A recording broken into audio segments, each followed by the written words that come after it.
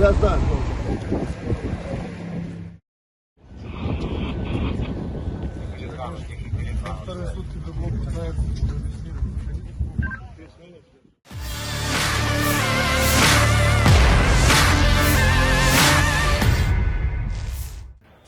Dengan wajah yang gembira, para tentara Chechnya menyerang Rusia dengan meriam dan senjata. Momen itu terekam dan diunggah di Telegram dengan keterangan yang menyebutkan bahwa tentara Chechnya di bawah kepemimpinan Ramzan Kadyrov mengklaim Mariupol sudah 90 hingga 95% dibebaskan dari para pasukan Ukraina.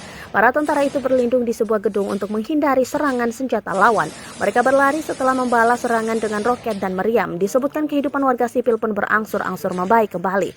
Orang-orang turun ke jalan dari tempat perlindungan mereka karena lelah dengan meriam ledakan dan kelaparan. Bahkan, ada yang mengendarai mobil sendiri, ada yang berubah pikiran untuk pergi ke Rostov-on-Don dan kembali ke Mariupol dengan kendaraan pribadi. Wakil Duma Negara Federasi Rusia Adam Delimkhanov bersama dengan Komandan Tentara Gabungan Pengawal ke-8, Letnan Jenderal Angkatan Bersenjata Federasi Rusia Andrei Morsiev bekerja sama erat.